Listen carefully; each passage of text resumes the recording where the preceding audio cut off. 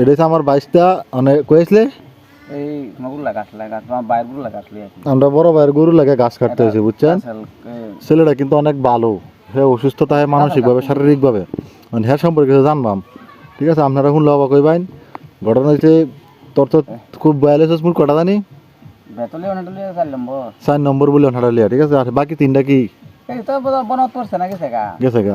হ্যাঁ দেখেন হ্যাঁ লোকটা দেখেন হ্যাঁ মোট 60টা বেল হয়েছে, বাকি 3টা গেছে গা, একটা আছে। ঠিক আছে একটা কত বুলান হয়েছে এক সেরা এক সেরি 2টা বুলান মাশাআল্লাহ খুব ভালো।